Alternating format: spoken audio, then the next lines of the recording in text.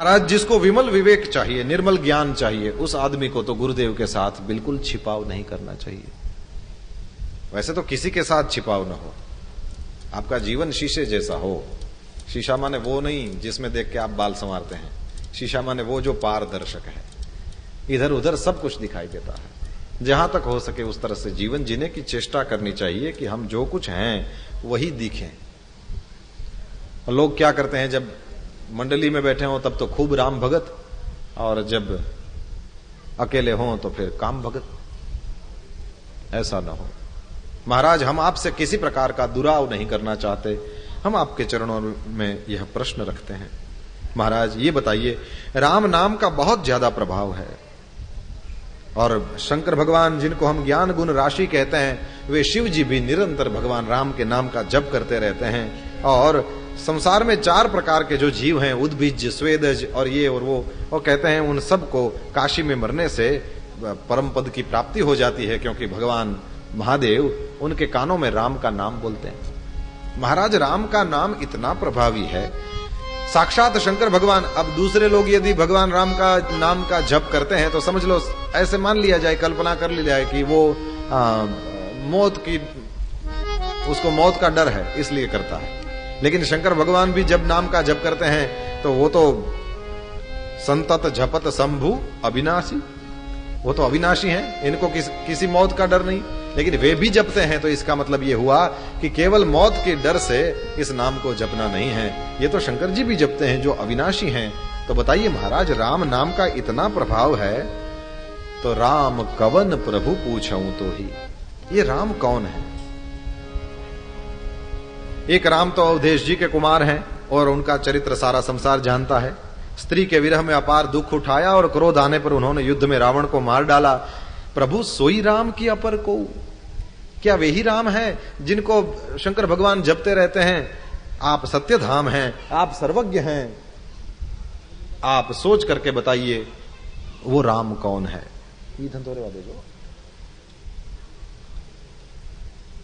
जैसे मिटे मोर भ्रम भारी, कहु सो कथा नाथ विस्तारी।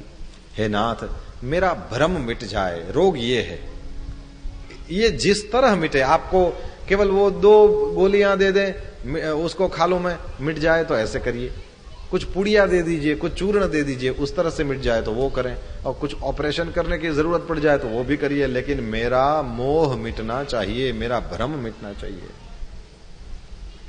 जैसे मिटे मोह भ्रम भारी, उसी तरह से आप कथा करें। प्रसन्न हुए हैं याज्ञवल्क्य जी, मुस्कुराने लगे। तुम ही विदित रघुपति प्रभुताई। भरद्वाज जी, आपको श्री रघुवीर का प्रभाव पता नहीं है, ऐसे भ्रम में मैं नहीं हूं। आप इस चीज को ठीक से जानते हैं, लेकिन आप मन वचन और कर्म से श्री राम जी के भक्त हैं। आपकी चतुराई को मैं पहचान गया। क्या चतुराई करी आपने? बोले, आप मूढ़ की तरह प्रश्न पूछते हैं, लेकिन अंदर तो भाव है कि आप राम के गूढ़ गुणों को सुनना चाहते हैं। बहुत अच्छा, भगवान श्री राम ने हमको प्रेरणा कर दी है, और आपके माध्यम से यदि यह आदेश प्राप्त हुआ है कि हम राम जी के गुणों को जिस तरह से हमको आता है, जिस तरह से हम प्रयत्न कर सकें, गाएं और आप सुने, तो हे तात सादर सुनहु, तात सुनहु सादर मन लाई। मन लगा करके आप इस कथा को सुनिएगा। बड़ा भारी अज्ञान है, वही विशाल महिषासुर है, और राम जी की कथा उसको नष्ट कर देने वाली मां काली जी हैं। राम कथा तो चंद्रमा की किरण के समान है, संत रूपी चकोर उसका सदा पान करते रहते हैं। देखिए, संशय होना चाहिए।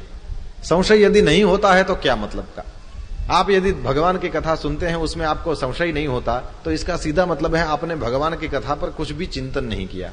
जो मिला सुन लिया और उस पर कुछ भी विचार नहीं किया। याद रखिएगा, श्रवण तो आरंभ है, श्रवण करने से बात पूरी नहीं हो जाती। दूसरा स्टेप चढ़ना पड़ता है, और वो स्टेप है मनन। आप केवल सुने ना, आप मनन भी करें। जब आप मनन करेंगे तो जरूर उसमें से कहीं ना कहीं आपको शंका होने लगेगी। जैसे कल अपने थोड़ी बहुत चर्चा कर रहे थे, गणपति को वंदन किया तो बोल रहे हैं जो सुमिरत सिद्धि होई। अब गोस्वामी तुलसीदास जी को कौन सी सिद्धि चाहिए? ऐसे ऐसे प्रश्न होने चाहिए। ये हैं छोटे छोटे, और गुरु कृपा से इसके अर्थ और इसके उत्तर देने वाले आपको मिल भी जाएंगे। और ये भूमि, उत्तर प्रदेश की भूमि, जहां पर रामायण जी का प्रागट्य हुआ है, यहां पर गोसाई जी का प्रागट्य हुआ है, इस भूमि पर तो यह नृत्य करता है, यह ग्रंथ यहां पर नृत्य करता है। आपको प्रश्न होने ही चाहिए, और जैसे ही प्रश्न होगा राम जी बहुत कृपा करके किसी को भेज देंगे जो आपके उन प्रश्नों का उत्तर दे देगा। यदि आप किसी ऐसे स्थान में हैं जहां पर आपके प्रश्न का उत्तर देने वाला कोई नहीं, तो कोई चिंता न करें, साक्षात हनुमान जी आपके हृदय में प्रकट होकर के भी आपके उस प्रश्न का उत्तर दे। लेकिन प्रश्न करना चाहिए। अर्जुन जी ने यदि नहीं कहा होता किशन जी से कि क्यों मेरे चाचा ताऊओं को मारने के लिए आप बोलते हैं, यदि बोला नहीं होता तो हमको गीता मिलती। उस अंधे ने कहा नहीं होता संजय से कि वो सब इकट्ठे हुए हैं कुरुक्षेत्र में, बता तो सही यार ये क्या कर रहे हैं, यदि पूछा नहीं होता तो कुछ मिलता हमको। यहां पर इन्होंने प्रश्न किया है, राम कवन प्रभु पूछो तो ही। और देखिए सभी संवादों में आरंभ जो हुआ है वहां सबसे पहले राम कौन है ये जानने की जिज्ञासा करी गई। राम कौन है ये बताइए, यही प्रश्न हुआ है। तो संशय हो तो उसको जरूर प्रकट करिए, प्रकट करना ही चाहिए। हां इतना है कि संशय का उत्तर जहां से मिल पाए वहीं प्रकट करें। और संशय का जब तक आपको उत्तर न मिले, उस प्रश्न का जवाब न मिले, आपकी समस्या का समाधान जब तक आपको न मिले, तब तक दिल में एक टीस होनी चाहिए, हृदय में एक पीड़ा होनी चाहिए कि अब तक मेरे प्रश्न का उत्तर नहीं मिला। कई जगह मैंने देखा है लोगों को अपने प्रश्न से इतना प्यार होता है, जब कोई प्रश्न का सही सही उत्तर दे दे तो अपना बेटा मर गया उतना दुख होता है, क्योंकि प्रश्न अपनी खेती थी और जो उत्तर दे दिया तो वो तो खत्म हो गई, उस पर पाला गिर गया, अब तो जय श्री राम। प्रश्न को ही इतना प्रेम करते हैं कि जब तक उत्तर नहीं मिलता बहुत खुश होते हैं। वहां से कोई पंडित जी आए थे, उनको पूछा, वो बता नहीं पाए। यहां से कोई पंडित जी आए थे, उनको भी पूछा, लेकिन वो भी नहीं बता पाए। वहां से वो आए, उनको पूछा, नहीं बता पाए। तो इतने खुश होते हैं कि इतनों को पूछ चुके हैं, इतनों में से किसी को तो नहीं आता। भागवत की कथा करते हैं तो फिर वो लोग आके ऐसे पूछते हैं, बताओ दुर्योधन के सास ससुर का नाम क्या था। अब बताओ ये सवाल, दुर्योधन के सास ससुर, अब तेरे को बेटी ब्याह नहीं है, ये सवाल करके क्या फायदा। और कहते हैं श्रवण तो बड़ा प्रसिद्ध था, लेकिन श्रवण के माता पिता का नाम क्या था ये बताओ। फिर वो भी पूछते हैं, आप सुदामापुरी में रहते हैं तो सुदामा जी को तो सब जानते हैं, उनकी वाइफ का नाम क्या था। अब आपको क्या मतलब है इन सारी चीजों से। प्रश्न हो ठीक है, किसी पात्रों का नाम आप जानना चाहें, जरूर चाहें, वो इसको मैं खराब नहीं कह रहा हूं, लेकिन ऐसे बेतुके सवाल होंगे तो उसका तो कोई मतलब नहीं। गणपति का सिर काट दिया शंकर जी ने और उस पर हाथी का मस्तक लगा दिया, है ना, तो लोग पूछते हैं वो गणपति के सिर का क्या हुआ, बताओ। अब इसका जवाब कहां ढूंढोगे। तो फिर कोई महाराज जी, वो भी होशियार भी तो होते हैं ना, वो कहते हैं कि अच्छा मैं आपको गणपति के सिर का क्या हुआ बताऊंगा, लेकिन पहले आप ये बताओ उस हाथी की धड़ का क्या हुआ। तो तू उसको ढूंढ, मैं इसको ढूंढता हूं, जब मिल जाए तो फिर बरेली के बड़े बाग में आ जाना, सीधी बात है। तो ऐसे बेतुके नहीं, लेकिन प्रश्न वास्तव में यदि भगवान के प्रति हमारे मन में प्रश्न हो, और मैं प्रश्न के लिए आपको उकसा रहा हूं, और वो इसीलिए उकसा रहा हूं कि आप इसको 9 बजे तक ही ना सुने। ये 6 से 9 करने की बात नहीं, ये कोई सीजनल बिजनेस नहीं है वो कि अभी किया और फिर भूल गए, ये जीवन भर होता रहे। दीप शिखा सम चुबती तन, अरण्यकांड के अंत में जाकर के गोसाई जी लिखेंगे, दीप शिखा सम जुबती तन, मन जनि हो सी पतंग, भजहि राम तजि काम मद, और करही सदा सत्संग। सत्संग शब्द जहां पर आया वहां पर कहते हैं सदा करो। शिव जी भी मांगते हैं तो क्या बोलते हैं, बार बार बर मांगऊं और हर्षि देव श्री रंग, पद सरोज अनपायनी भगति और सदा सत्संग। कथा सुन करके आप उठ जाएंगे तो फिर आपके मन में वो बात नहीं रहेगी। ये ना हो आप जब रात को सोने जाएं तो जैसे ही तकिए पर अपना सिर टेकते हैं तो क्या तुरंत नींद आ जाती है, हो ही नहीं सकता। ऐसे भाग्यशाली अपने कहा, कितनी बार करवटें लेते हैं और पता नहीं ब्रह्मांड में घूम के आते हैं, तब पता नहीं कब आंख लग जाए पता नहीं चलता, थक के सो जाते हैं। तो वो जो टाइम है, साधु संतों से मैंने सुना है, अच्छे लोगों से मैंने सुना है, जब आप सोने के लिए जाओ तो उस समय कोई नहीं होता। दिन भर तो आपाधापी है, भागा दौड़ी है, आप संसार में हैं, बिल्कुल समय नहीं मिलता होगा। लेकिन जब रात को सोने जाएं तो उस समय पर थोड़ा इस पर चिंतन करें कि आज कथा में क्या आया और उसमें कौन ऐसी चीज थी जो मुझे काम लगने वाली थी। 2-3 घंटा यहां जो कुछ बोला जाए वो सब कुछ तो सबके काम का नहीं हो सकता, सीधी बात है, लेकिन उसमें से मेरे काम की चीज क्या थी उसको चुने। पूज्य मुरारी बापू जी कहते हैं, सुने और चुने, कथा को सुने और उसमें से अपने काम लगने वाली जो चीजें हैं उनको चुने। क्या बढ़िया बात। कथा इसलिए नहीं कि केवल सुनकर खत्म कर दी जाए बात, यहां इतिश्री नहीं है, श्रवण आरंभ है, श्रवण के बाद मनन होता है, और यदि हम दूसरा भी स्टेप चढ़ पाए तो बहुत ज्यादा, बहुत अच्छा। तीसरा भी, उसके आगे वाला भी एक स्टेप है, उसको निधिध्यासन बोलते हैं। अब निधिध्यासन शास्त्र का शब्द थोड़ा यदि कठिन पड़े तो उसका सीधा साधा मतलब समझ लो। निधिध्यासन का मतलब है जो मैंने सुनकर के मनन किया और उसमें जो मुझे सही लगा उसको मैंने अपने जीवन में आचरण करने की जो चेष्टा करी उसको कहते हैं निधिध्यासन। कोशिश तो करें। तो चलो जीवन में उतारने की चेष्टा हम कर पाए बहुत अच्छा, नहीं कर पाए कोई चिंता नहीं। यहां पर ये पहली बार रामकथा हो रही है ना, फिर दूसरी बार जब कोई कथावाचक आए और वो आपको कहे तो वो कहेगा कि निधिध्यासन, चलो मैं कहता हूं निधिध्यासन छोड़ दो, लेकिन कथा जो सुनते हो एटलीस्ट उस पर मनन तो किया जाए, मनन होना चाहिए। तो मनन कब करेंगे आप? बोले अच्छे से सुनेंगे, और ठीक है सुन करके मनन करेंगे तो क्या होगा? बोले हर बात ऐसी नहीं होगी जो समझ में आ जाए। लोगों को सवाल होते हैं और होने ही चाहिए, और हो जाए सवाल तो फिर प्रकट करें, फिर वहां भय की चिंता नहीं, लाज की चिंता नहीं, और अपने सवाल को जरूर जरूर प्रकट करना चाहिए। इन्होंने अपने सवाल को प्रकट कर दिया तो याज्ञवल्क्य जी महाराज ने कहा कि महाराज ऐसा समझ लीजिए आप कि इसमें डर की और शर्म की कोई बात नहीं। राम के बारे में प्रश्न करना इसमें कोई डर की बात नहीं, राम जी कौन है ये सवाल करना इसमें किसी प्रकार की शर्म की बात नहीं। शर्म आए ऐसे हम बहुत काम करते हैं, धर्म में शर्म नहीं होनी चाहिए। शर्म आए ऐसा दूसरा बहुत हम करते हैं, उसमें तो हमको शर्म नहीं आती, तो फिर यहां करके क्या शर्म। ऐसे ही संशय कीन्ह भवानी। आपको तो ऐसा लगे ना कि आप ऋषि होकर के आपको ये सवाल होता है तो आपको शर्म लगती है। चलो हम आपको बता देते हैं, जो अविनाशी शंभु हैं उनकी साक्षात अर्धांगिनी है मां भवानी, उनको भी सवाल हुआ था, और कोई सवाल नहीं हुआ था, यही सवाल हुआ था। कैसे हुआ था तो बताते हैं। एक बार त्रेता जुग माही, एक बार त्रेता जुग माही, एक बार त्रेता जुग माही, एक बार त्रेता युग माही, शंभु गए कुंभज ऋषि पाही,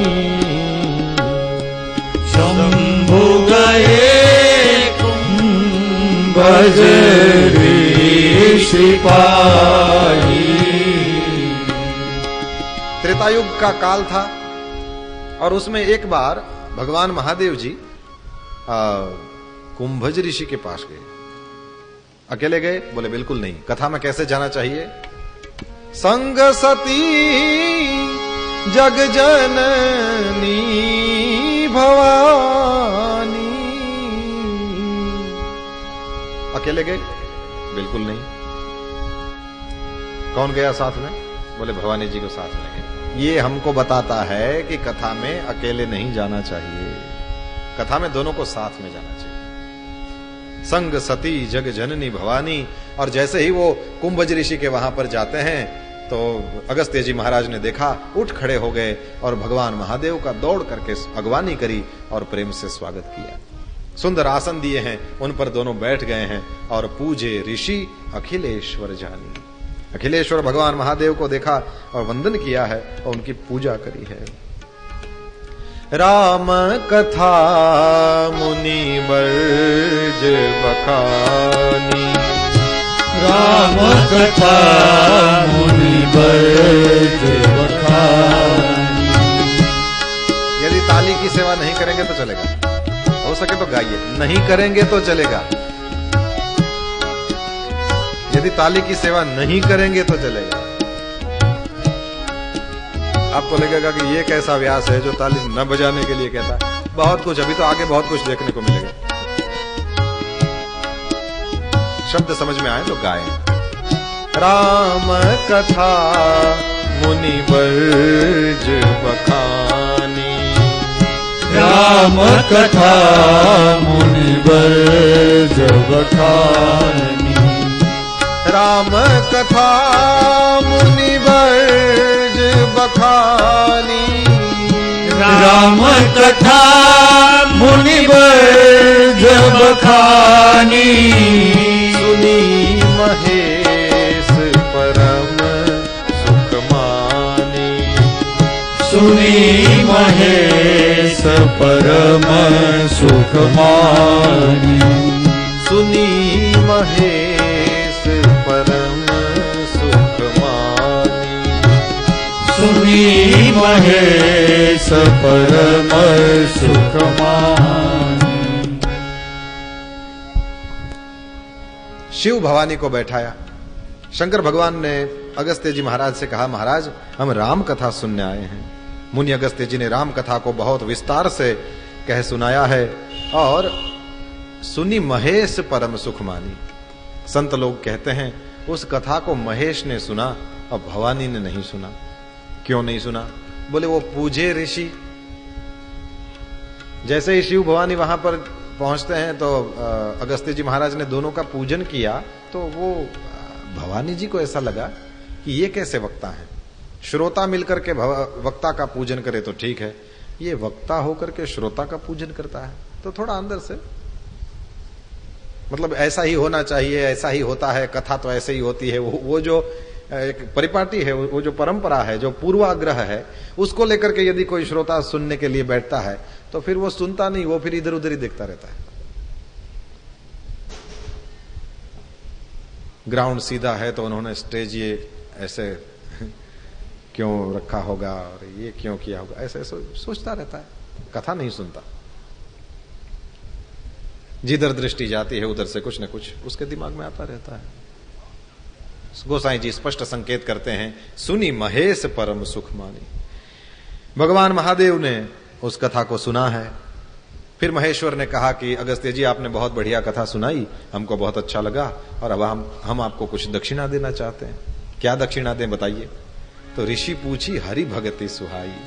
कहते हैं कि अगस्त्य जी महाराज ने कहा पर ब्रह्म परमात्मा का भजन कैसे किया जाए ये बताइए।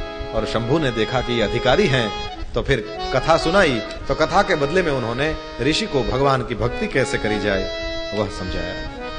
थोड़े दिन के लिए वहां पर रघुपति के गुणगान गाते हुए भगवान महादेव वहीं पर रहे हैं। और फिर मुनि सन विदा मागी त्रिपुरारी। त्रिपुरारी ने ऋषि से कहा कि अब हमको विदा करें, हम जाना चाहते हैं। और चले भवन, अब चल पड़े कैलाश की ओर। और साथ में कौन है? चले भवन संग दक्ष कुमारी। कहते हैं कि वो दक्ष की बेटी, माने जो बहुत होशियार है, बहुत चतुर है, उस बाप की बेटी साथ में है। इन्होंने कथा नहीं सुनी, ये केवल साथ में है, कथा नहीं सुनी। तो जब कथा सुन करके वापस जा रहे हैं कैलाश की ओर, तो जिनकी कथा सुनी है उनका दर्शन करने के लिए भगवान महादेव के मन में बड़ा लालच हुआ कि भगवान अगस्त्य जी ने जिसकी कथा सुनाई वो मेरे प्रभु का अवतार हुआ है, हो सके तो हमको उनके दर्शन प्राप्त हो। और उसी समय पर वो दंडकारण्य वाली लीला चल रही थी। वहां पंचवटी में पर्णकुटी बना करके ये लोग रह रहे थे और मारीच सुवर्ण मृग बन करके आया और वो राम जी को ले चला। और उधर से फिर जति का वेश बना करके रावण आया और वो सीता जी को ले गया। और लक्ष्मण जी जो राम जी के पास गए तो राम जी ने और लक्ष्मण जी ने सीता जी को खोजना प्रारंभ किया और कहीं पर भी सीता जी मिल नहीं रही हैं। और राम जी वो ऐसे ही ऊपर देखें तो वहां पर कोयल बैठी है, तो कोयल से कहें कि तुम जितना मीठा बोलती हो सीता जी भी इतना मीठा बोलती थी, क्या तुमने उनकी आवाज को कभी सुना है? किसी हिरण को देख करके पूछते हैं, तुम्हारे जैसी सुंदर आंखें थी मेरी सीता की, क्या तुमने उसको देखा है? अब ये प्रलाप लीला चल रही थी और शंकर भगवान ने कहा कि यदि मैं वहां जाता हूं तो फिर डिस्टर्ब हो जाएंगे, ये उनकी लीला में मेरा प्रवेश नहीं है अभी, और क्या करूं। मन डर और लोचन लालची। मन में डर था कि ये मैं उनकी लीला को कहीं बिगाड़ न दूं, बस दर्शन का लोभ है, मेरे नेत्र ललचा रहे हैं, कोई बात नहीं, कुछ भी हो जाए, बस दूर से तो दूर से, लेकिन मैं दर्शन जरूर करूंगा। तो राम जी जहां से पास होने थे और वहां दूर रह करके भवानी साथ में है और शिव जी वहां दूर खड़े हैं और भरी लोचन छवि सिंधु निहारी। भगवान रामभद्र का दर्शन किया, लेकिन कुसमय जानी न की नहीं चिन्हारी। वहां जाकर के उनको डिस्टर्ब नहीं किया। देखिए, भरी लोचन छवि सिंधु निहारी ये कहकर के शायद गोस्वामी तुलसीदास जी महाराज हम सबको ये संकेत दे रहे हैं कि जब आप किसी छवि सिंधु के सामने जाकर खड़े रहें तो कुछ लोगों को उनका दर्शन ठीक से करें। कई लोगों को मैंने देखा है, वो भगवान के मंदिर में ऐसे ही जाते हैं भागते हुए और फिर वहां भगवान को ऐसे ही आंखें बंद है नमस्कार किया और फिर जैसे परिक्रमा करनी है तो जैसे पागल कुत्ता पीछे पड़ा है, दौड़ते हैं। ये आपको लगे कि पता नहीं इसको कहां जाना है। अरे यार, प्रेम से 4 परिक्रमा या 1 परिक्रमा भी कर लेगा तो हो। परिक्रमा क्यों करते हैं, किसी को मालूम है? क्यों ये सर्कल क्यों घूमने हैं? परिक्रमा का मतलब क्या है, क्यों करते हैं? सीधा साधा मतलब है, ये दक्षिण में है तो कहते हैं कि मेरा जो राइट पार्ट है, मेरे मन में जो दक्षिण मुखी जो विचारधारा है, हे प्रभु वो आपकी ओर बहती रहे। मेरा जो सही वाला पार्ट है वो मैं आपकी ओर रखता हूं, और हे प्रभु मेरे जो अच्छे विचार हैं या मेरा जो जीवन है वो आप ही के इर्द गिर्द घूमता रहे। इसको सवेरे जाकर के हनुमान जी को वो याद दिलानी, अपने आप को याद दिलानी है। और मैंने देखा है लोग ऐसे भागते हैं जैसे कोई कुत्ता पीछे पड़ा होगा। अरे भागो भागो भागो, कुत्ता आया। संख्या पूरी करने के लिए इतना जोर से क्यों घूमते हो प्यारे? टाइम लेकर आओ ना, आराम से परिक्रमा करो। लेकिन लोग इसी तरह से वो करते चलते हैं। ठीक है, परिक्रमा करी न करी, आंखें बंद करके भगवान को हाय हेलो कर दिया, थैंक यू कर दिया और फिर भागते हैं। और रास्ते में यदि वह भगत आपको मिल जाए और उसको आप पूछो कि अच्छा बताओ भैया आज भगवान ने कौन कलर के कपड़े पहने हैं, वो आज मैं जल्दी में था। प्यारे सही बोल, आज ही जल्दी में था कि रोज जल्दी में होता है? सही बोल, आज ही जल्दी में था कि रोज जल्दी में होता है? लोग जल्दी में होते हैं। यहां पर जो लिखा है कि भरी लोचन छवि सिंधु, आप जब ठाकुर जी के सामने जाएं, आप जब हनुमान जी के सामने जाएं, आप जब श्री राम जी के या श्री राधा कृष्ण सरकार के सामने जाएं, भरी लोचन छवि सिंधुनिया, सबसे पहले तो अपनी आंखों में उस मूर्त को बसा लो प्यारे। क्योंकि अब मैंने जनरली देखा है लोग सवेरे जाते हैं मंदिरों में और सवेरे मंदिर में जाकर के फिर अपने काम धंधों पे जाते हैं, तो वहां तो जाकर के फिर संसार के साथ आपको लड़ना ही लड़ना है। तो आपकी आंखों में कहीं पाप न घुस जाए, आपकी आंखों में कहीं द्वेष न घुस जाए, आपकी आंखों में कहीं झूठ न बैठ जाए, उसके लिए आप पहले तो छवि सिंधु को भरी लोचन निहार लो। आपका हृदय पवित्र हो जाएगा, आपकी आंखें पवित्र हो जाएंगी। फिर आप यदि दुकान में जाएंगे तो वहां पर वो काटने वाला धंधा कम से कम नहीं करेंगे, क्योंकि आपकी आंखों में राम है तो आपको सब वंदनीय दिखेंगे। जैसे अपने गोस्वामी तुलसीदास जी महाराज सबको प्रणाम करते हैं, आप भी करेंगे। तो शायद ऐसी निशानी मिलती है कि जब आप मंदिर में जाओ तो पहले तो भगवान को खूब आंखों भर के आप खूब दर्शन करो, बस एक एक अंग का दर्शन। श्रीमद् भागवत में तो जब ध्यान की विधि बताते हैं तो वहां पर ठाकुर जी के नख से, चरणारविंद के नख से लेकर के उनके बाल तक सुंदर से वर्णन किया गया है। और वहां पर आदेश भी किया गया भगवान के एक एक अंग का दर्शन करो। जो चीज आपको पसंद हो, जो भगवान का अंग आपको पसंद हो, किसी को हाथ पसंद है, किसी को उनकी आंखें पसंद है, किसी को उनका वदन पसंद है, किसी को उनके पांव पसंद है, किसी को उनके तलवे पसंद है, जिसको जो पसंद है उसका ध्यान करो। आंखें बंद कर दिया आपने, उनका ध्यान किया। अब आंखें बंद करके ध्यान करना चाहोगे तो उसमें वो विग्रह तभी ना आएगा जब आपने खुली आंखों उसको ठीक देखा होगा। और वहां जाकर के ऐसे ही करके मैंने देखा है, जितना हो सके जोर से बंद करते हैं आंखें ऐसे करके। क्यों भाई? देखने जैसा अभी तो सामने है, फिर जो देखने जैसा नहीं है वही होगा सामने। तो देखने जैसा जो सामने है उसको क्यों नहीं देख लेते? दर्शनीय तिलक है भगवान। जब मंदिर में जाएं तो आंखें भर के खूब उनका दर्शन करें, आंखों के माध्यम से उसको हृदय में बिठाएं और फिर वो परिक्रमा है, वो जो भी है वो सब करें आप। भरी लोचन छवि सिंधु निहारी, लेकिन कुसमय जानी न कीनी चिन्हारी, वहां गए नहीं। और दूर से ही जय सच्चिदानंद जग पावन, अस कही चले मनोज न सावन। हे सच्चिदानंद आपकी जय हो, हे जगत को पवित्र करने वाले आपकी जय हो, जय हो। इस प्रकार कह करके कामदेव का नाश करने वाले शिवजी वहां से चल पड़े।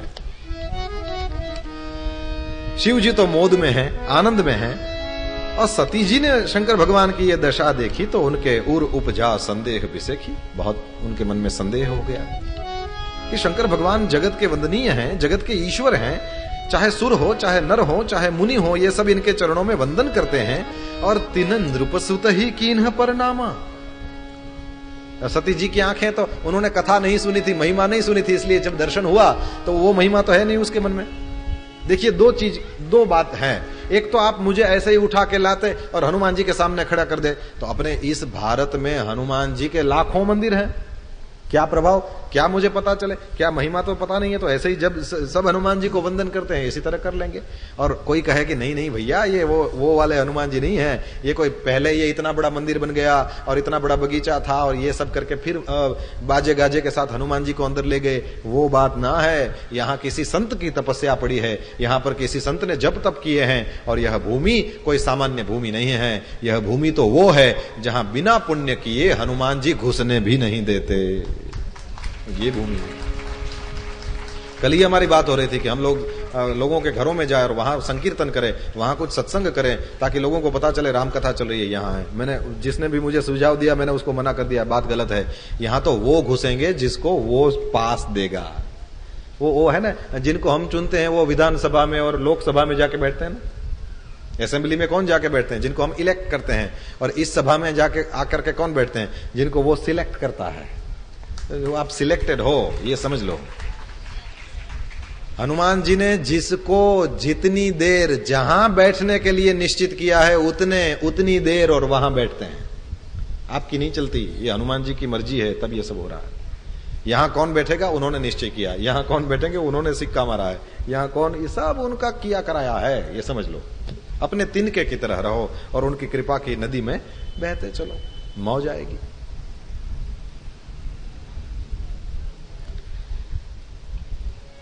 तो कहते हैं कि भगवान महादेव ने उनको वंदन किया और देख महिमा तो सुनी नहीं थी सती ने, इसलिए जब स्वरूप सामने आ गया, आहा, भगवान भी यदि सामने आ जाए तो महिमा यदि पता नहीं है तो कोई उनको प्रणाम करता। अपने देश के राष्ट्रपति जी यदि हाथ में वो थैली लेकर के सब्जी मंडी में चली जाएं और वो सब्जी वो करने लगे तो कोई नहीं जानेगा उनको। अकेली जाएंगी तो कोई नहीं जानेगा। वो ताम जाम सब होता है, इसलिए पता चलता है कि अच्छा ये तो कोई महामहिम है। राम जी का महिमा नहीं सुना था और दर्शन हो गया। सती ने कोई प्रणाम नहीं किया, वो तो बस ऐसे देख रहे हैं, कोई राजा का बेटा है रो रहा है। और ये क्या कह रहे हैं? जय सच्चिदानंद जग पावन। ये सच्चिदानंद है, जो सद है, जो हमेशा टिकने वाला है, उसको विरह किसका होगा? और ये तो किसी के विरह में रो रहे हैं। जो चिद ज्ञानमय है, जो ज्ञान के दृष्टि से देखता है, उसको तो फिर रोने का कोई सवाल ही नहीं होना चाहिए, लेकिन ये तो रो रहे हैं। और आनंद, जो रो रहा है उसको आनंद कैसे कहेंगे? लेकिन फिर भी इन्होंने आनंद कहा। कुछ बात तो है। अब भवानी जी मन में ही मन में ये सब सोच रही थी, लेकिन शंकर भगवान तो अंतर्यामी हैं। शंकर भगवान ने कह दिया, सती जी इस प्रकार नहीं सोचना चाहिए, आपका स्त्री स्वभाव है, ऐसा संदेह मन में मत लाइए। ये कौन है? मुनि धीर जोगी सिद्ध संतत विमल मन जहि जावहि, कहिने निगम पुराण आगम झासु कीरति। सोई राम व्यापक ब्रह्म भुवन निकाय पति माया धनी, अवतरे अपने भगत हित निज तंत्र नित रघुकुल मणि। अवतरे अपने भगत हित निज तंत्र नित रघुकुल मणि। अवतरे अपने भगत हित निज तंत्र नित रघुकुल मणि। ज्ञानी मुनि योगी और सिद्ध निरंतर निर्मल चित्त से जिनका ध्यान करते रहते हैं, वेद पुराण शास्त्र नेति नेति कहकर जिनकी कीर्ति गाते रहते हैं, सोई मम इष्ट देव रघुबीरा। कुंभज ऋषि ने जिनकी कथा गाई और कोई नहीं है, यही मेरे इष्ट देव भगवान रघुवीर श्री रामचंद्र जी हैं। शंकर भगवान ने तो बहुत समझाया, लेकिन सती जी के मन में वो बात बैठी नहीं। शंकर भगवान ने धीरे से कह दिया, सती जी, यदि आपके मन में बहुत संदेह है, अति संदेह है, तो किन जाई परीक्षा लेहु। बोलने से जिसको समझ में नहीं आता वो अनुभव कर लेगा तो सब समझ में आ जाएगा। वहां जाइए, परीक्षा करिए। कथा प्रसिद्ध है, मैं आपके सामने वर्णन करूं।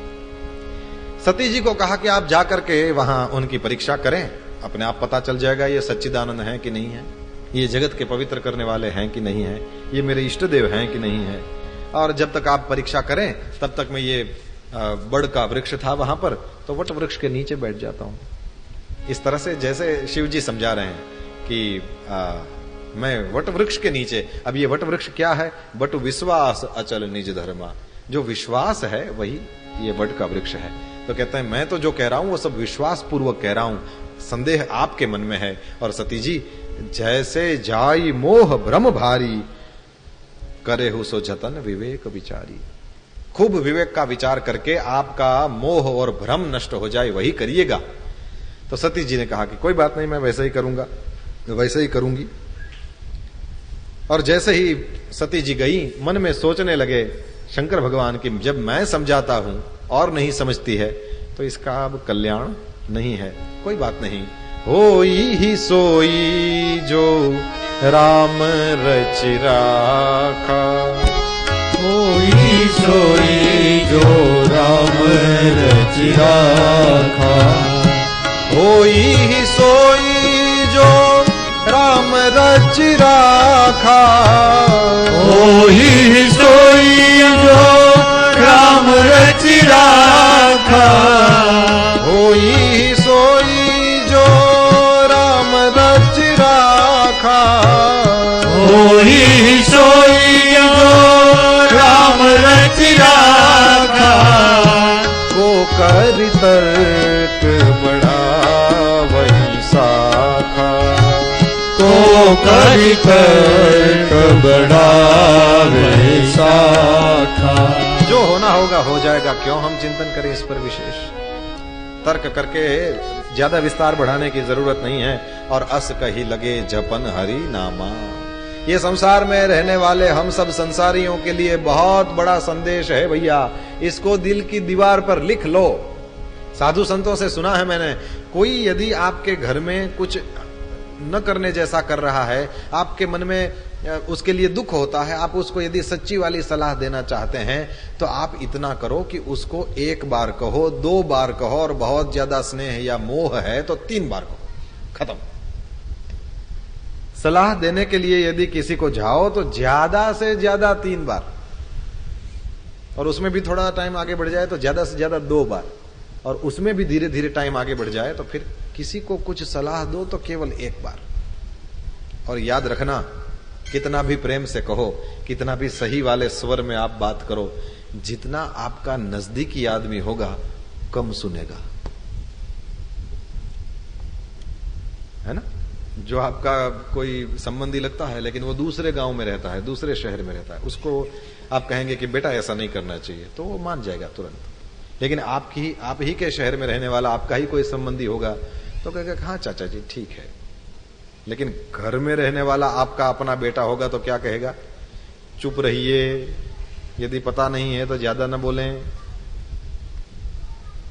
वो कहते हैं मेरे पास अनुभव है, मैं आपको अनुभव वाली बात बताता हूं कि वो आपका अनुभव है, हम अपना अनुभव लेना चाहते हैं। आपके जमाने में वो कुछ नहीं था, हमारे जमाने में ये है, और हमारे जमाने में वो है, और हमारे जमाने में ये है। तो बेटा आपको कहेगा कि चुप रहिए, लेकिन उससे भी तो कोई नजदीक होता है?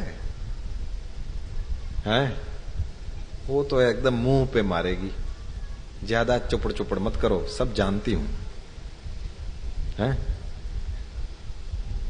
और आप कितना भी प्रेम से कहो कि कथा में आओ, ये करो वो करो, बोला ज्यादा बड़बड़ मत करने तो तेरे को भी नहीं जाने दूंगा। जितना नजदीकी आदमी कम मानेगा, इसलिए जहां तक हो सके न कहें। और बहुत आपको मोह है कि नहीं वो मेरा है मेरा है मेरा है, तो फिर 2 बार या 3 बार कहो, उससे ज्यादा नहीं। अपमान होने के चांस बढ़ जाते हैं जब आप बार बार बोलते हैं। तो लिख लो, घर में ज्यादा सलाह नहीं देना, हम लोग भी बाहर जाके ये 2 माइक में बोलते हैं, घर में ज्यादा सलाह है, क्योंकि ज्यादा घर में बोलेंगे तो कह देंगे कि अच्छा पता है कथा पूरी हो गई है, अब आप घर में हैं, धीरे से कह देते हैं। ऐसा मेरे घर में होता नहीं है, लेकिन मैं आपको खुश करने के लिए, ऐसे हंसाने के लिए कह रहा हूं। लेकिन बात तो यही है, ज्यादा यदि कंट्रोल से आउट ऑफ कंट्रोल हो गए आप, तो फिर यही होता है, धीरे धीरे अपमान होने लगता है। शंकर भगवान ने सोच लिया यदि मेरे कहने पर भी नहीं मानती तो कल्याण नहीं होगा, लेकिन जो गड्ढे में गिरने जाता है उसका नियम है, इसमें जो जितना समझाने की चेष्टा करता है उसको आदमी उतना ही उससे दुराव बढ़ता चला जाता है। आप जितनी अच्छी बात, प्रहलाद जी हिरण्यकशिपु को 1000 बार समझाए और हिरण्यकशिपु के मन में दुराव बढ़ता ही गया। अरे ऐसा बेटा हो तो भी क्या, ना हो तो भी क्या, मार डालो इसको जिस किसी प्रकार में। बाप अपने बेटे को डांटे ये तो सुना था, बाप अपने बेटे को कभी चपात लगा दे ये भी सुना था, लेकिन कभी क्या बाप ऐसा कहता है कि जिस किसी उपाय से हो सके मार डालो इसको? ये बात है। रामायण में आ जाइए, विभीषण ने 2 बार समझाया, 3 बार समझाया, वो कोई सामान्य राजकुमार नहीं है, ये भगवान है। एक बार यदि आप उसके सामने सॉरी बोल देंगे तो वो आपके सब अपराध क्षमा कर देंगे। लेकिन फिर ज्यादा बोला विभीषण तो क्या किया रावण ने? लात मार दी ना। तो इन लोगों से सीखो भैया, घर में ज्यादा प्रवचन न करो। कितना भी आपका वो दिमाग, आपको पूरी दुनिया आपको पूछने के लिए आएगी, लेकिन आपका अपना बेटा आपको कभी कुछ नहीं पूछेगा। लिख लो इसको। तो ये शास्त्रों से अपने को यही सीखना है। दुनिया में अपना कितना भी नाम हो कोई चिंता नहीं, लेकिन आपका जितना नजदीक वाला है वो उतना ही ज्यादा अपमान करता है। तो शंकर भगवान को पता है ये करना नहीं। एक बार बोले कि वो विवेक का उपयोग करके परीक्षा करना, ठीक है मैं यहां वट वृक्ष के नीचे बैठा हूं, और फिर समझ लिए कि इसका कल्याण नहीं होगा, तो भी मन में अपने आप को कहते हैं कि भाई यात्रा मेरी तो मेरी यात्रा है, उसकी उसकी यात्रा है, वो अपना देखेगी मैं अपना देखूं। तो अस कही लगे झपन हरि नामा, हरि नाम ही वह वस्तु है। बस यही कर सकते हैं। घर में यदि कोई आपकी बात न माने तो प्रेम से भगवान का नाम जपो और उसके लिए प्रार्थना करो। मन में दुराव ना आए, मन में दुर्भाव ना आए कि मैं इसको इतनी अच्छी वाली बात बता रहा हूं और फिर भी ये कर रहा है। नहीं, ये बात नहीं। विभीषण जी ने रावण को फिर ये गाली बके और विभीषण जी भी गाली बकने लगे, तो फिर कौन विभीषण कौन रावण कैसे पहचानोगे? नहीं, विभीषण जी ने उसका कल्याण ही चाहा, विभीषण जी ने तो उसको अच्छी ही बात बताई, सही वाली बात बताई, लेकिन वो नहीं माना। तो अस कही लगे जपन हरि नामा, भगवान महादेव हरि का नाम जपने लगे। क्या घटना हुई कि सती जी ने सोचा कि अब कैसे परीक्षा लूं, तो उन्होंने सोचा कि अच्छा ऐसा करती हूं, सीता का रूप ले लेती हूं। क्यों सीता का रूप ही क्यों लिया? भवानी के रूप में वो क्यों नहीं गई? बोले सीता का रूप इसलिए लिया इन्होंने कि ये सीता ही को तो ढूंढ रहे हैं, इसीलिए तो ये रो रहे हैं। और यदि मैं सीता का रूप लेकर के सामने चली जाऊंगी तो बिल्कुल ये यदि भगवान नहीं है तो अरे कहां थी करके मेरे पास दौड़कर चले आएंगे और पकड़े जाएंगे। और फिर मैं उनको बोलूंगी कि आप जिस किसी को माथा टेकते हो पता नहीं ये कोई सामान्य राजकुमार है, कोई भगवान वगवान नहीं है। लेकिन थोड़ी सी गड़बड़ हो गई, आप सब तो जानते हैं, ये कथा का विस्तार नहीं करूंगा। वो आगे होई चली पंथ ते ही, और कहते हैं जही आवत नरभूप, जहां से वो राम जी आ रहे थे उसके आगे वाले पंथ में गई। बस यहीं से गड़बड़ शुरू हो गई। सीता जी होती तो कभी राम जी से आगे चलती? आज की थोड़ी बात है, चुप बैठिए मैं कहूं वैसे करिए वो बात थोड़ी थी, वो तो सीता जी थी, वो तो आगे कभी चलने का सवाल ही पैदा नहीं होता। आगे चली तो राम जी का तो कुछ नहीं लिखा, लेकिन गोस्वामी जी ने पहले लक्ष्मण के मन में क्या चल रहा था वो देखा। तो लक्ष्मण दीख उमाकृत बेशा, लक्ष्मण ने देख लिया कि ये उमाकृत बेशा, शब्दों पर ध्यान दीजिएगा, वो भी पहचान गए कि ये पार्वती जी हैं और इन्होंने सीता जी का रूप लिया है। तो लक्ष्मण तो सोचने लगा अरे राम ये क्या, ये आज पार्वती जी श्री सीता जी का रूप लेकर के क्यों आ गई? और मैंने तो स्क्रिप्ट को ठीक से पढ़ा है, इसमें ऐसा कोई प्रवेश तो इस रामलीला में होना नहीं था, ये कहां से आ गई, क्या हो रहा है, क्या हो रहा है? और लक्ष्मण जी एकदम चक्कर में आ पड़ गए। चकित भय भ्रम हृदय विसेखा, हृदय में भ्रम होने लगा, चकित होने लगे, और बस वही ऐसे आंखें आंखें चौंधिया गई, क्या क्या है ये कैसे आ गई? लेकिन लक्ष्मण जी ने अपने मन में सोच लिया कि कुछ भी हो, मुझे ये तो पता नहीं था कि अभी पार्वती जी को यहां पर सती जी को यहां पर सीता का रूप लेकर आना है, लेकिन मुझे ये पक्का पता है कि इनका यदि यहां प्रवेश होना हो तो भी मेरा यहां कोई डायलॉग नहीं है, ये तो पक्का है। तो फिर उन्होंने राम जी की ओर देखा, राम जी क्या करते हैं। राम जी तो प्रेम से गए वहां पर और हंस करके प्रणाम किया और कहा कि अयोध्या नरेश राजा दशरथ का बड़ा बेटा राम, हे मां आपके चरण में मैं वंदन करता हूं। कहेऊ बहोरी कहां वृष के विपिन अकेली फिरहू के ही हे। वृषकेतु भगवान महादेव जी कहां हैं और ये जंगल में आप अकेले क्यों फिर रही हैं, क्यों घूम रही हैं। कहना चाहते हैं हे मां तुम श्रद्धा हो और वह विश्वास है, विश्वास को छोड़ करके संशय के जंगल में हे श्रद्धा क्यों भटक रही हो। संशय के जंगल में मत भटको मैया। और सती सभीत महेश पहीं चली। सती जी ने देखा कि ये तो हमको पहचान गए, इन्होंने तो पिताजी का नाम लेकर के हमको प्रणाम किया, उन्होंने तो ये भी पूछ लिया कि शंकर जी कहां हैं। और भ्रम होने लगा मन में, क्या हुआ क्या हुआ। शंकर जी ने कहा था कि इनकी परीक्षा करने के समय विवेक का ध्यान रखना, लेकिन मैंने शंकर जी का कहा न माना और आज ये दशा हो गई। अब वहां जाकर के मैं उनको क्या जवाब दूंगी। राम भगवान ने देख लिया कि सती माता ने दुख पाया है, तो उन्होंने सोचा कि थोड़ा और अपना प्रभाव प्रकट करूं। तो सती जी ने जाते जाते देखा कि उनके आगे राम जी, बीच में सीता जी, पीछे लक्ष्मण जी, वो जिधर शिव जी की ओर जा रही हैं तो वहां आगे आगे जा रहे हैं। तो सती जी ने कहा कि ये तो पीछे हैं, ये आगे कैसे जा रहे हैं। पीछे देखा तो फिर चितवा पाछे प्रभु देखा, वही तीनों की जोड़ी पीछे भी घूम रही है, सहित बंधु सी सुंदर बेशा। और फिर इधर देखा उधर देखा और जहां चित वहीं तहां प्रभु आसीना। भगवान रामभद्र, श्री सीता जी और लक्ष्मण जी का हर जगह दर्शन किया। बड़े बड़े देवता उनकी स्तुति कर रहे हैं। तब हृदय कंप तन सुधि कछु नाही और नयन मूंदी बैठी मगमाही। रास्ते में आंखें बंद करके बैठ गईं। राम जी मुस्कुराने लगे, उनको लगा जरा डोज ज्यादा हो गया है ना, थोड़ा सा प्रभाव दिखाने की जरूरत थी, ये थोड़ा ज्यादा हो गया। फिर आंखें खोलकर देखती हैं सती जी तो कुछ भी नहीं दिखाई दिया। शंकर जी के पास गई और शंकर भगवान तो राम राम राम कर रहे थे, और जैसे ही सती जी के वो पांव में पायजेब की आवाज सुनी तो आंखें खुल गई कि लगता है पेशेंट आ गया। अब डॉक्टरी करनी पड़ेगी ना थोड़ी देर के लिए, लगता है आ गई। तो मुस्कुरा करके शंकर भगवान ने कहा, अच्छा आप कैसी हैं। तो बुरा लगेगा ना, पति पत्नी को कुशल प्रश्न पूछे। अब वो सब्जी मंडी गई है सब्जी लेने और वापस आए तो वही 10-15 मिनट में वापस आती है, तो उसको कोई पूछे कि अब आप कैसी हैं, तो बुरा लगेगा ना कि इसमें क्या पूछने की बात है, ये ऐसे क्यों बोल रहे हो। हाँ, वो महीना 1.5 महीना पीहर गई हो, वापस आए और पूछे कि अब कैसी हो तो ठीक है, लेकिन इतने देर में कुशल प्रश्न किया। तो संतों से सुना है, कहते हैं कि जो बीमार हो उसको तो बार बार पूछते रहना चाहिए कि अभी आप कैसे हैं। ये अभी बीमार हो गई हैं इसलिए इनको बार बार पूछते हैं। हंसी पूछी कुशलात, हंस करके पूछा कैसी हो भवानी। तो सती जी ने तो रघुनाथ जी के प्रभाव को समझ लिया और बहुत डर लगा और शंकर जी से छिपाव किया। शंकर भगवान ने कहा जो जो उधर हुआ है आप हमको बता दीजिए सही सही। तो कहते हैं कि बस कुछ नहीं, कछु न परीक्षा लीनी गोसाई, कीन्ह प्रणाम तुम्हारी नाम। आपने जरा वहां दूर से प्रणाम किया, मैं जरा नजदीक जाकर के वहां जाकर के प्रणाम किया, मैंने भी प्रणाम किया। आपने जो कहा कि ये मेरे इष्ट देव हैं, रघुवीर हैं और योगी मुनीष जिनका ध्यान करते रहते हैं, आपके वचन में मुझे भरोसा है महाराज, आप जो बोलेंगे वो सही होगा, बिल्कुल इसमें कोई गलत हो ही नहीं सकता।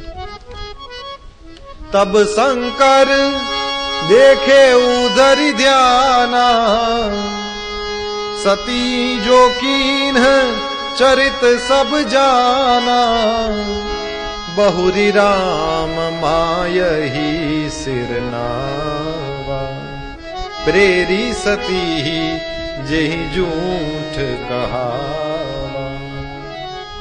शंकर भगवान ने ध्यान धर के देख लिया कि सती जी ने क्या क्या किया था वहां पर। राम की माया को प्रणाम करते हैं, साक्षात विश्वास के सामने आज श्रद्धा झूठ बोल रही है। देखो कितना ध्यान रखने की बात है। यदि आप नियम लेते हैं कि मैं कभी झूठ नहीं बोलूंगा, तो आपको उसका मेंटेनेंस पग पग पर करना पड़ेगा। जिस किसी से आपकी बात होती है, हर बार अपने दिमाग को खुला रखने पड़ेगा कि मैं झूठ नहीं बोलूंगा, मैं झूठ नहीं बोलूंगी, मुझे इस पर असत्य का आचरण बिल्कुल ध्यान रखना पड़ेगा। नहीं तो देखिए, श्रद्धा और विश्वास के बीच में संवाद हो रहा है और वहां भी असत्य घुस गया। अब ये त्रेता युग की बात है, जैसे अपने कथा में सुन रहे हैं, त्रेता युग की कथा है ये। त्रेता युग में भी भगवान महादेव के सामने भी भवानी जैसा बड़ा पात्र वो भी झूठ बोल दिया। आज कलयुग में मैं और आप जिंदे हैं और हम किसी एर गैर के सामने बातें करते हैं। इसमें झूठ ना घुसे तो ही आश्चर्य है। संभलने की बात है। राम की माया को प्रणाम किया, लेकिन सती जी ने जो चरित्र किया था सब जान लिया। इन्होंने तो सीता जी का वेश धारण किया था, सीता जी का वेश धारण किया। ये तो मेरी मां हो गई, अब यही तन भेंट सती ही मोहि नाही।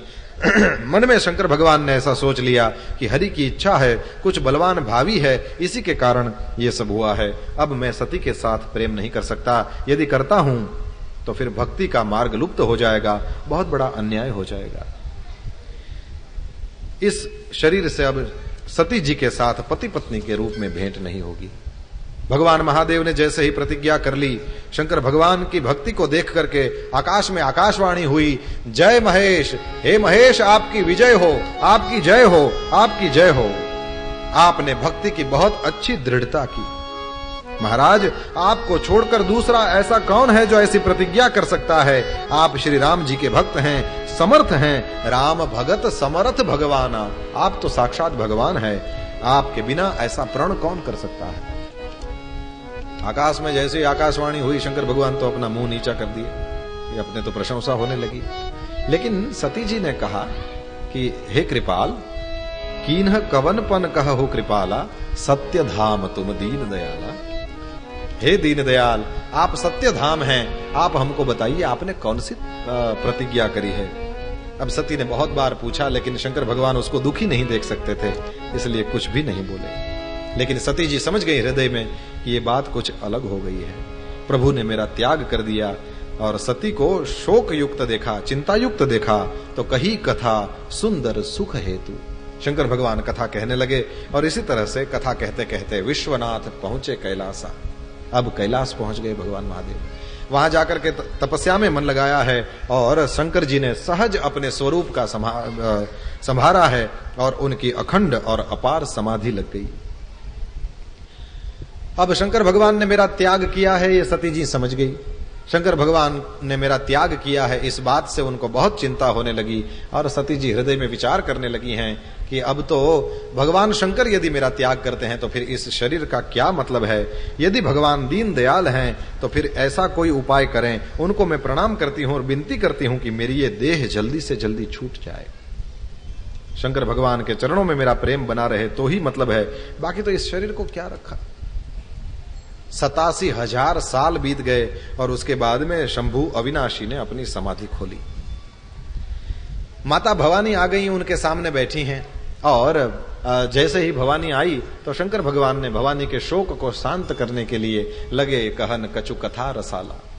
कुछ भगवान की कथा सुनाने के लिए आरंभ किया इन्होंने।